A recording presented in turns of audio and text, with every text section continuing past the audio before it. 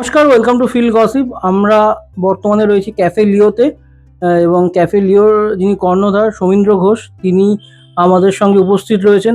আপনারা সকলেই জানেন যে 12 তারিখ মধ্যরাতে, অর্থাৎ 13 তারিখই বলা চলে, 13 তারিখ কলকাতায় ফুটবলের রাজপুত্র মেসি আসছেন এবং মেসিকে নিয়ে যে উন্মাদনা বেশ কিছুদিন ধরে, কিছুদিন বলো না, যবে থেকে ঘোষণা করেছেন স্বতন্ত্রতা যে মেসি আসবে, তবে থেকেই মেসির উন্মাদনা, মেসিকে নিয়ে যে উন্মাদনা সেটা শুরু হয়ে গেছে।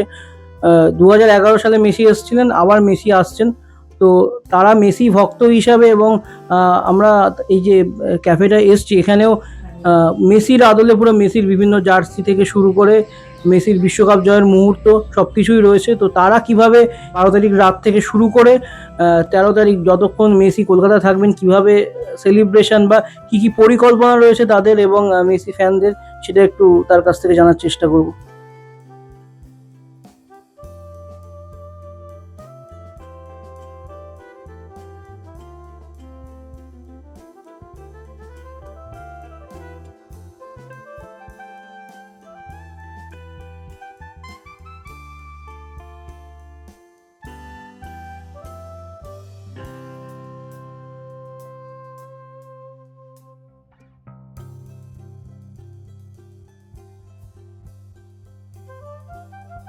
দাদা, প্রথমেই স্বাগত আমাদের চ্যানেলে।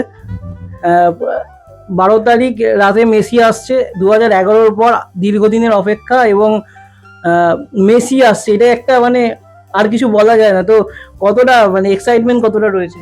এক্সাইটমেন্ট তো অনেকই আছে, মানে এটা প্রকাশ করা যাবে না শুধু কথার মাধ্যমে।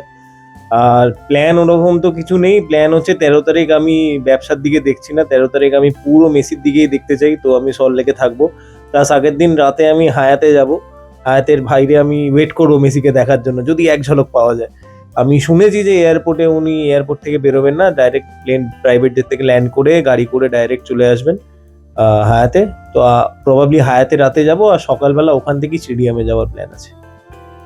আর মেসি যেহেতু আসছে, তো আপনাদের যেটা দেখছিলাম আর কি, মেনুতেও কিছু কিছু চমক রয়েছে বা কিছু কিছু জিনিসপত্র আপনাদের স্টেটাসেও দেখছিলাম। তো সেটা কি রয়েছে সেটা?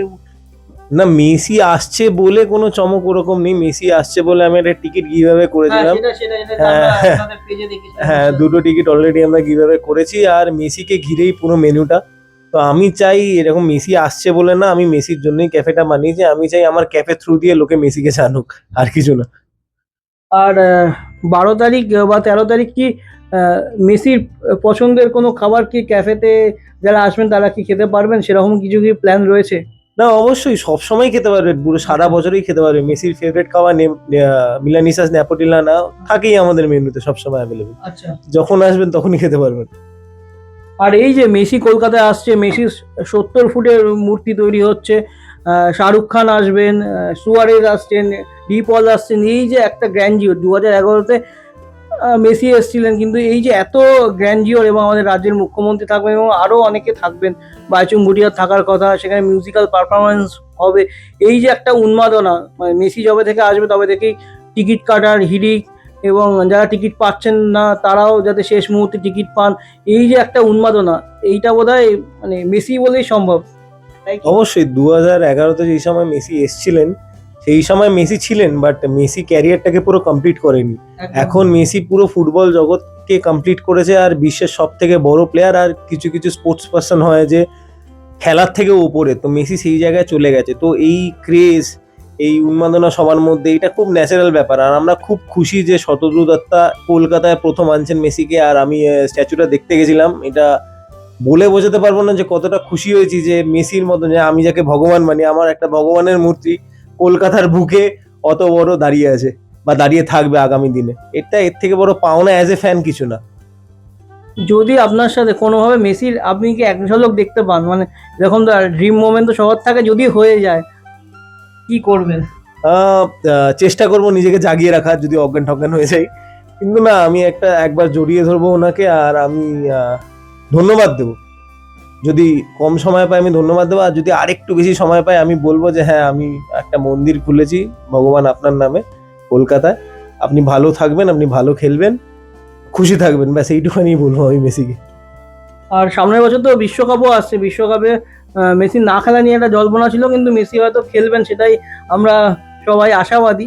মেসি রোনাল্ডো দৌড়াত আবার দেখা যাবে। তো বিশ্বকাপের জন্য কি আপনাদের সেরকম কোনো স্পেশাল মেনু কি করবেন, মানে যেরকম আগের বিশ্বকাপে হয়েছিল 2022 বিশ্বকাপে আর্জেন্টিনা চ্যাম্পিয়ন হয়েছিল তখন যেরকম স্পেশাল মেনু ছিল সেরকম কিছু কি? হ্যাঁ হ্যাঁ, নিশ্চয়ই স্পেশাল মেনু থাকবে, স্পেশাল অফার্সও থাকবে, আর মেসি খেলবে, রোনাল্ডো খেলবে, এইটাই ওদের মনে হয়। আমার আপাতত আমি বলছি না, but last world cup, but আমি চাই আর্জেন্টিনা আবার জিতুক। আর হ্যাঁ, স্পেশাল তো থাকবেই, মেসিকে সাপোর্ট করার জন্য যেটুখানি আমার সামর্থ্য আমি সেটুখানি দিয়ে করেই দেবো। আর এই যে খেলা মানেই আমরা যেটা জানি যে পেলে মারাদোনা তখন ছিল না, কিন্তু এখন এত ফুটবলার থাকা সত্ত্বেও আলোচনা কিন্তু মেসি রোনাল্ডো নিয়ে। এই মেসি রোনাল্ডো আহ, ছাড়া অনেক ফুটবলারই, অনেক গ্রেট প্লেয়ারই এসছেন বা আগামী দিনেও আসবেন, এখনো খেলছেন, কিন্তু মেসি রোনাল্ডো এই যে টক্কর, যেরকম ক্রিকেটে যদি বলি বিরাট, রোহিত, এই যে একটা নাম, তো সেইটা কিভাবে দেখেন আপনি?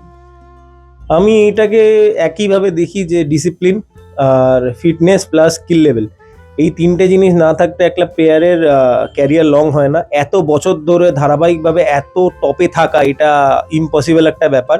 আপনি মারাদোনা বলুন, পেলে বলুন, এত বছর ধরে ওনারা টপে ছিল না, ওরা কিছু একটা টাইম ফ্রেমের মধ্যে ছিল, বাট ওনারাও greatest of all time. But আমি অ্যাপার্ট ফ্রম দেম, আমি যদি বলি মেসি আর রোনাল্ডোকে আমি আলাদা জায়গায় রাখি, কারণ কি ওরা যত বছর ধরে টপ লেভেলের ফুটবল খেলেছে, আমার পক্ষে ব্যয় করা সম্ভব না যে অন্য কোনো ফুটবলার এটা করতে পারবে, তার জন্যই মেসি আর রোনাল্ডোর নাম। আর আরেকবার বলুন, কোশ্চেনটা কি বললেন? আচ্ছা, এই যে মেসি রোনাল্ডোকে নিয়ে যে উন্মাদনা, আমরা পেলে মারাদোনার পর যদি উন্মাদনা বলি, সব প্লেয়ারকে নিয়ে, ফুটবলারকে নিয়ে আমরা উন্মাদনা আমাদের রয়েছে, কিন্তু মেসি রোনাল্ডো সবার থেকে আলাদা। যেরকম ক্রিকেটে বিরাট রোহিতকে নিয়ে যেরকম আলাদা উন্মাদনা থাকে, কলকাতায় যেরকম দাদাকে নিয়ে সৌরভ গাঙ্গুলিকে আলাদা উন্মাদনা থাকে এত প্লেয়ার থাকা সত্ত্বেও, তো সেইটাকে কিভাবে দেখেন? এটা তো প্যাশনের উপর ডিপেন্ড করছে, কার খেলা আপনার ভাল লাগে। আর উন্মাদনাটা এরকম প্লেয়ারেরই থাকে যারা হাম্বেল হয়, যারা ভালো হয়, আর যারা বেস্ট হয় তাদের নিয়েই থাকে। তো বিরাট কোহলি বলুন, রোহিত শর্মা বলুন, সৌরভ গাঙ্গুলি বলুন, ওনারা নিজের নিজের ক্যারিয়ারে একটা জায়গায় পৌঁছেছেন, ক্রিকেটটাকে ওইভাবে খেলেছেন, তার জন্য ওদের এত এত ফ্যান্স। আর সেম মেসি রোনাল্ডোর ওপরেও সোশ্যাল মিডিয়া আসার পর এটা আরো প্রকাশ্য পেয়েছে।